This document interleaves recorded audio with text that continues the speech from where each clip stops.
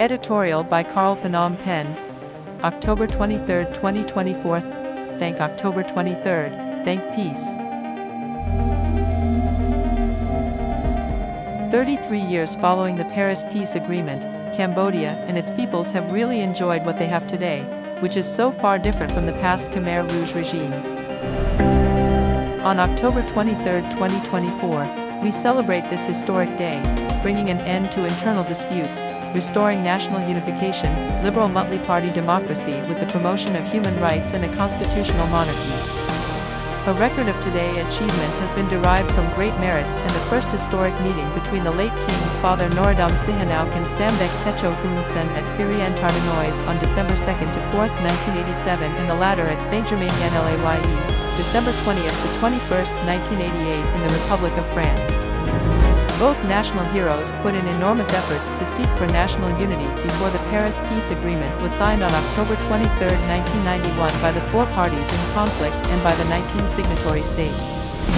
After the 1993 election, those countries completed their mission while the Kingdom of Cambodia also became a sovereign state on the international fora. As Mr. Jean-David Levitt, former senior diplomat of French Foreign Ministry who was involved in the peace negotiation process for the protracted conflict in Cambodia mentioned during his visit to Cambodia in October 2016. The same as what he highlighted in his statement, some opposition parties and civil societies should stop repeating the roles of the signatory countries. Samdech Techo Hun Sen is the only peace founder, ensuring these heritages, in particular the guarantee of peace, which is the foundation of human rights and national development for the next generation. In today's Samdech Deputy Hun Manet is featured another key leader to navigate Cambodia at a remarkable progress.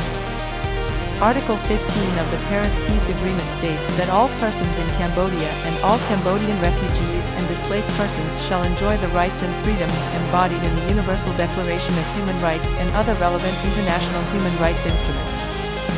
These contents are also listed in the Constitution of the Kingdom of Cambodia in Chapter 3 on the rights and duties of citizens, Articles 31 to 50, which stipulate 5 basic rights, namely, civil rights, political rights, economic rights, social rights and cultural rights. Article 31 of the Constitution states that the Kingdom of Cambodia recognizes and respects human rights as enshrined in the Charter of the United Nations, the Universal Declaration of Human Rights and all treaties and conventions related to human rights, women's rights and children's rights. Khmer citizens are equal before the law, enjoying the same rights, liberties and duties regardless of race, color, sex, language, beliefs, religions, political tendencies, birth origin, social status, wealth or other situations. The exercise of such rights and liberties shall be in accordance with the law. In this spirit, no one can reject this truth, while all the rights of the Cambodian people are guaranteed by the Constitution under the shade of peace.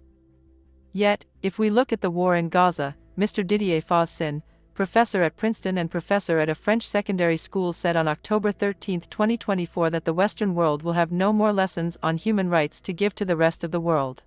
Thank October 23rd, thank peace. Why thank peace?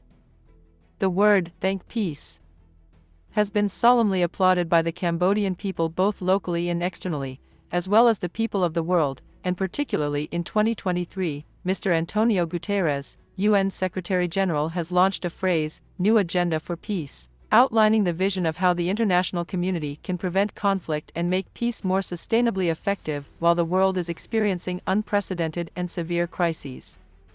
According to the website of the United Nations Development Programme, UNDP, on September 19, 2023, New Agenda for Peace focuses on 5 points as follows. In an increasingly fragmented world, we need to rebuild trust, solidarity, and accountability. Platforms like the International Dialogue on Peace Building and State Building, IDPS, can help.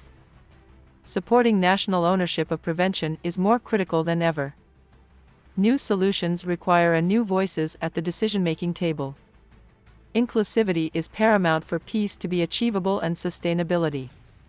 Prevention should be a universal goal for every country, not just those experiencing conflict. Whether this vision is effective or the UN is a coward, l'ONU est un maquin, the famous message of Mr. Charles de Gaulle, former French president, spoke at a press conference on September 10, 1960. Every year, the United Nations convenes the General Assembly in New York, where the heads of state, government, and foreign ministers take turns to deliver their respective speeches. What did Benjamin Netanyahu, Israeli Prime Minister, say on September 27, 2024 during the time his country is at war against Hamas terrorists in the Gaza Strip and in the Middle East? He strongly criticized the silence of the international community and blamed UN member states for not adequately condemning the actions of Hamas and Hezbollah, which he considered a serious threat to regional peace. He alleged that this silence or neutral attitude of those UN member states is tantamount to a form of tolerance for terrorism, affecting global security and the security of Israel in particular.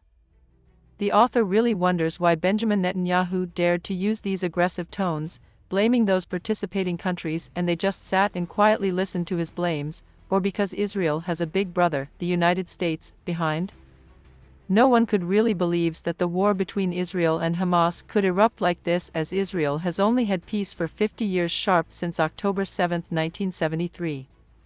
On October 7, 2023, half a century later, the war broke out while Israel's citizens, especially youths, were celebrating its Independence Day, dancing in a confident atmosphere with an enjoyable holiday. Hamas arbitrarily and brutally killed Israeli youths, raped Israeli women, violently thrown babies and held many Israeli people hostage.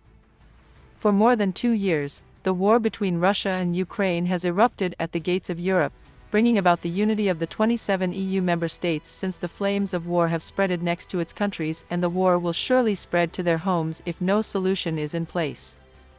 We are currently unaware of when the above-mentioned conflict can come into an end and how far it will spread out, and whether or not World War III will materialize. No one can foresee the future clearly, but what we see right now is that there exists a genuine peace, a hard-won peace through enormous and innumerable sacrifices to be absolutely maintained. Thank peace. The views of individuals with ill intent, or those who did not experience the great catastrophe occurring in Cambodia in the 20th century, along with those who publicly expressed their disapproval and criticized the appreciation of peace, claiming that Cambodia has been at peace since the late 1998, reflects a sentiment much like the Khmer proverb which goes, "For lovers, even river water tastes sweet. For haters, even sugarcane is sour."